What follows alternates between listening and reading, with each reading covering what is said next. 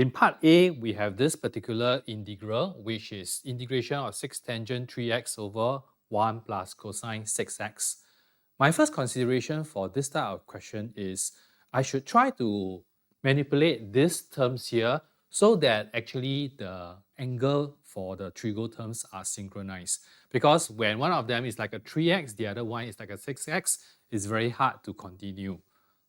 So for this particular case, perhaps I will just take a look at this cosine 6x first.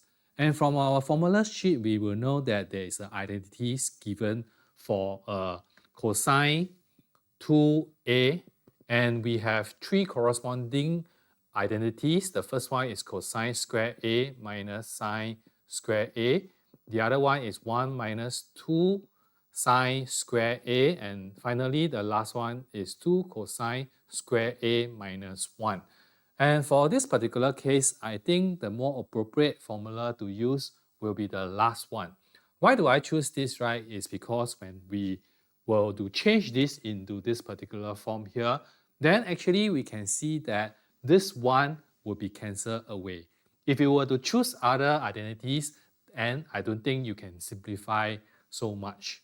So in this particular case, let's do a replacement for cosine 6x. I will end up with a integration of 6 tangent 3x 1 plus. So in this case, when I do a double angle, so I'll end up with a 2 cosine square 3x minus 1 dx. So at least these two particular trigo terms, they have the same angle already.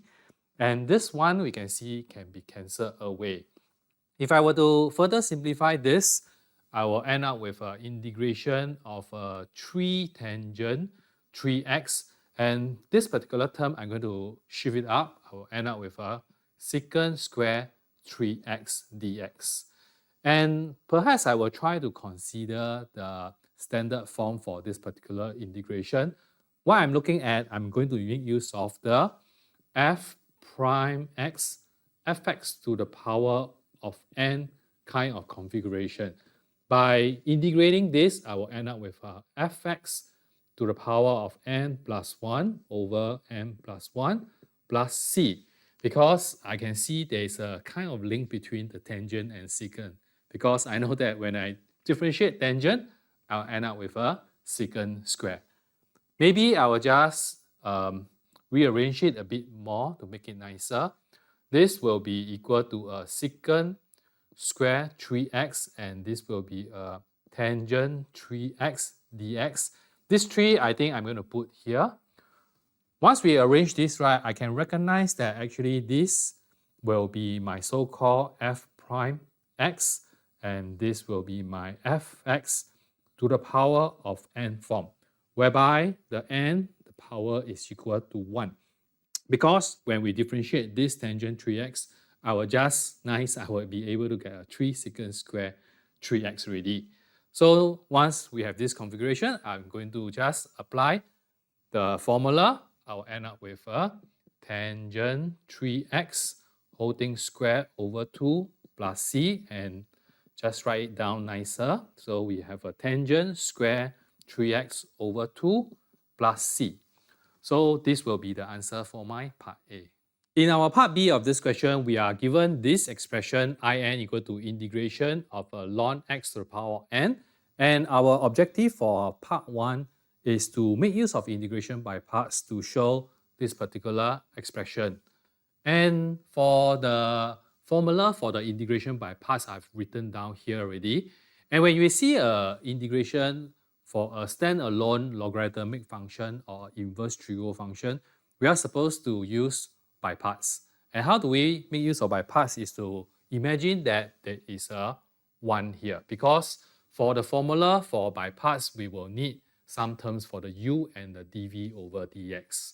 So in this particular case, we are going to assign our u to be equal to this ln x to the power of n. And for dv over dx, I'm going to assign it to be 1.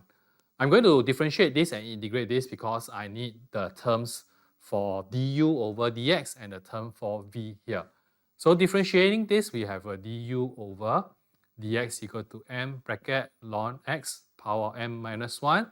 And differentiate inside, we will have a 1 over x. As for this, if we integrate, it's just simply x. So once we have these terms, I'm going to use the formula here. All right, so from this step, I have I n will be equal to ln x to the power of n, which is this. And I'm supposed to use the v here, but the v is a x. I would prefer to put the x in front rather than this, but no problem if you want to put it here. I'll just leave it here. And because this one is a definite integral, so I'm going to put in the limits. Lower limit 1, upper limit e, so minus integrate 1 to e. So now I want to put in the v du dx. So v is x, du dx is equal to this, and bracket ln x, n minus 1 times 1 over x dx. For this particular term here, we can start to put in the limits already. When we put in the upper limits, it will be e ln e to the power n. Minus away is just simply equal to 0 because we will have a ln 1 term here. So everything else will just be equal to 0. And for this part here, I'm going to simplify a bit. So you can see this x will be cancelled away, and this n is just simply a constant. So I'm going to factorize out. So it's minus n integrate 1 e bracket ln x n minus 1 dx. And that is good because if we were to match with this particular equation here, the only difference between this and this is just the power. This is an n. This is an n minus 1. If it's an n, this is an in. So therefore, I'll know that if this is an n minus 1, then it will just be an I n minus 1. As for this case, this will just be equal to a 1. So this will just be a e minus n. So this whole thing, I can rewrite it as a I n minus 1. All right, so this will be the expression that I need to show. For part 2 of this question, we have now a region bounded by the curve y equal to ln whole thing square.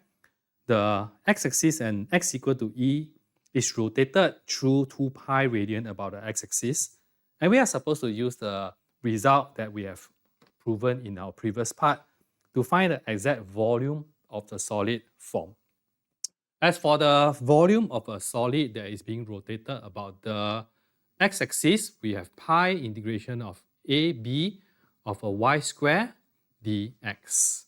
And before we do this type of question, it's a good idea that we can use our GC to sketch out this graph. At least we will be able to identify the region that we are going to do the rotation. So using our GC, okay, we can key in the equation, then we just graph it. So the sketch looks something like this. And the question wants us to put in the limits. And by looking at this, I will suspect this will be equal to 1. But if you want to double confirm, you can use this function here. You just press trace, then you press 1. All right, so give you a coordinates of 1, 0. So I know that this curve actually just nice touching the x-axis.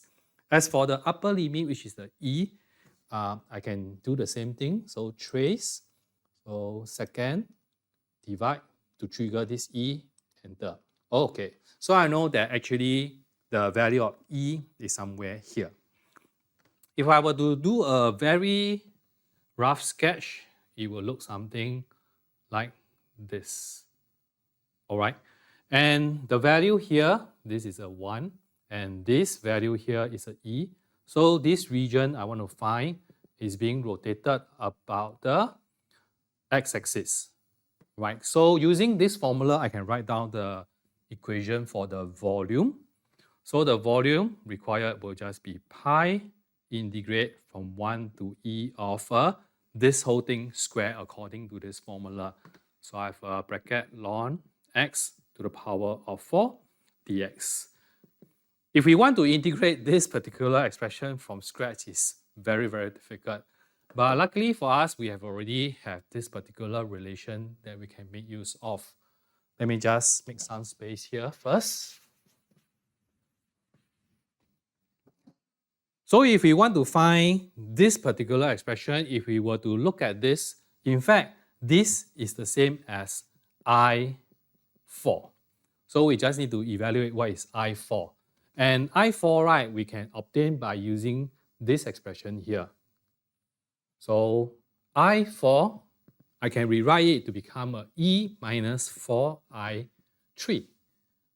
And actually, we can continue to make use of this particular expression to simplify even further. It's like a kind of recurrence equation kind of thing. Like I3, I can imagine that if I were to replace this n with 3, then I'll get another result. So by putting this 3 inside here, you can see that I'll end up with E minus 4 bracket. Put 3 inside here is like a E minus 3I2. So you can see that this I is slowly reducing.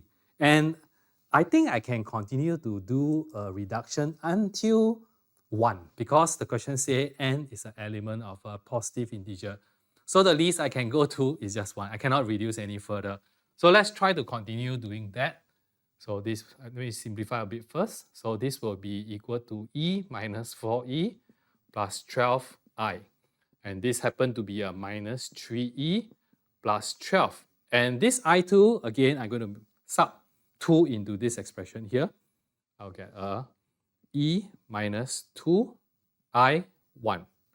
And simplify this, I will end up with a 9E minus 24I1.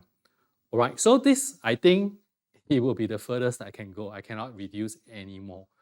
But this I1, I need to find out what is the value. And for I1, right, we can look at this original expression here. Let me just write down in red. So I1 will just be integrate of 1e of a ln x to the power of 1 dx. And for this particular expression, same thing, I'm going to make use of by parts. So using by parts, I will end up with a x ln x. The limit is 1e minus integrate 1e. And this, if I use by parts, it will just be a x times differentiate ln x is 1 over x dx. And this subbing e, I'll get just a e here. And subbing 1, it will just be equal to 0. And this after we integrate is just simply x and the limit is 1e. And subbing in the limits, it will just be e minus 1. And this can work out to be just equal to 1. So I know that I1 actually is just equal to 1. Okay, very good. So we can just sub in everything else already. So therefore, my final volume that I need to find will just be pi bracket 9e minus 24I1. And I1 is equal to 1 pi bracket 9e minus 24. Right, so this will be my final answer for my part B, part 2.